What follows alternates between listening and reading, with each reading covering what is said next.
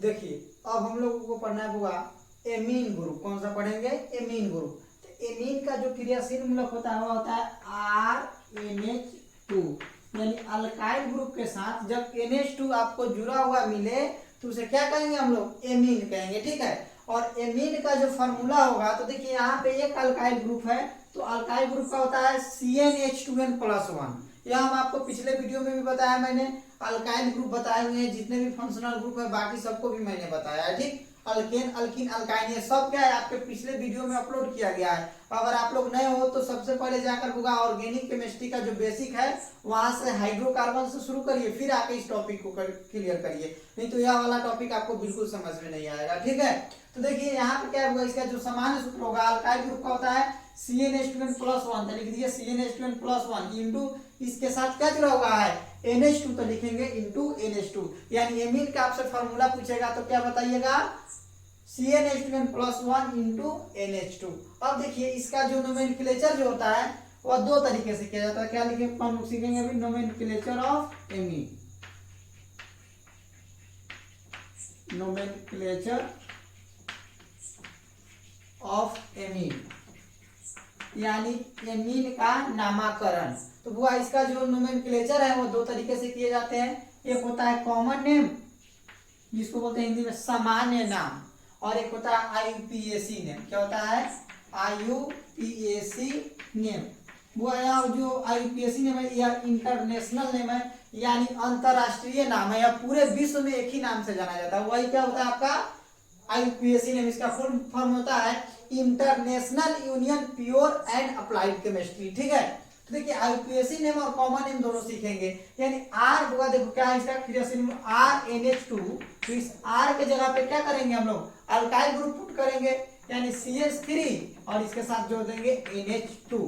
अब देखिए CH3 का आपसे नाम पूछा जाए तो क्या? जब मिथाइल है और NH2 को क्या बोलते हैं? एमीन, तो इसका नाम हो जाएगा मिथाइल एमीन। या कॉमन नेम सिंपल है, एक कार्बन के लिए मिथाइल लिखेंगे तो लिखेंगे इसका नाम हो जाएगा आपका मिथाइल एमीन। यदि यहाँ पे क्या जोड़ दिया जाए? CH3 CH2 और फिर NH2, तो बुआ यहाँ पे देखो कार्बन का काउंट करेंगे, एक और एक दो कार्बन, दो कार्बन क्या होता है? इथ, तो लिखेंगे इथाइल। क्या लिखेंगे? Ethyl, ethyl amine.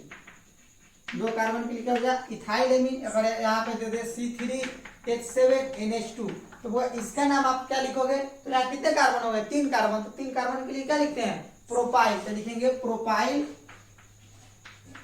प्रोपाइल देखो आप कहिएगा YL, किसी में प्रोपेन बोलते हैं, किसी में प्रोपाइल क्यों बोलते हैं? यहाँ पे क्या है?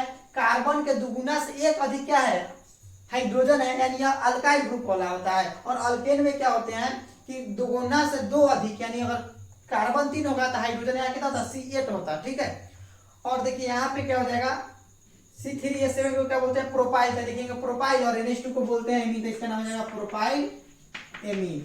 ठीक है। यदि उसके बाद लिखे C4H9NH2 तो क्या हो जाएगा? बुआ इसका नाम बोलिए तो इसका लिखेंगे हम लोग ब्यूटाइल एमीन। ठीक है। इस तरह से आपका कॉमन नेम 10 तक हो जाएगा। अगर 5 रहता है तो लिखते पेंटाइल एमीन, 6 रहता है हेक्साइल एमीन। इस तरह से आप क्या करिएगा? कॉमन नेम पूरे 10 कार्बन तक का क्या करिएगा? बनाइएगा। उसके बाद देखिए अब हम लोग सीखते हैं IUPAC नेम। तो IUPAC नेम के लिए क्या लिखते हैं? देखो सब एमीन को पहले लिखेंगे। क्या लिखेंगे? पहले एमीन को लिखेंगे। तो एमीन को लिखेंगे तो ऐसे लिखेंगे एमिनो करके लिखेंगे। क्या लिखेंगे? एमिनो। तो ये हो जाएगा एमिनो। और देखिए कार्बन कितना है? एक कार्बन। तो एक IUPAC नेम तो अल्केन के फॉर्म में करते हैं, तो लिखेंगे एमिनो मीथेन। यहाँ पे मिथाइल नहीं लिखेंगे क्योंकि IUPAC नेम जब भी लिखेंगे होगा किसके फॉर्म में? अल्केन। तो अल्केन में तो लास्ट में क्या होता है? ए नहीं होता है, इसलिए इसका लिखेंगे एमिनो मीथेन। तो यदि इसका लिखना हो तो देखिए एक और एक दो कार्बन है, तो दो कार्बन के लिए इथेन, और NH2 यानी एमीन को पहले लिखेंगे तो लिखेंगे एमिनो, एमिनो इथेन। इस तरह से हुआ। इसका बनाइएगा तो क्या हो जाएगा? ए में हुआ 3 कार्बन, तो 3 कार्बन है तो 3 कार्बन के लिखेंगे प्रोपेन, और एमिनो के पहले लिखेंगे तो क्या हो जाएगा? Amino propane. क्या हो जाएगा? हुआ एमिनो प्रोपेन। उसके बाद यदि इसका लिखना हो तो देखो NH2 का है तो पहले लिखेंगे एमिनो, एमिनो, और यहाँ पे क्या है? C4H9, है ना बुआ। तो कार्बन कितने हैं, 4, 4 कार्बन के लिए क्या लिखेंगे, ब्यूट, तो लिखेंगे ब्यूटेन। ठीक है, उसके बाद क्या है यहाँ पे इसका लिखिएगा तो पहले फिर क्या लिखेंगे, एमिनो, और उसके बाद लिखेंगे कितने कार्बन हो गए, 5 कार्बन, तो 5 कार्बन के लिए क्या लिखेंगे, पेंटेन। वही 6 कार्बन होता तो एमिनो हेक्सेन हो जाता। तो बुआ इस तरह से आपका कॉमन है और आईपीएसएन किसका हम लोग एमीन का करना सीख लिए।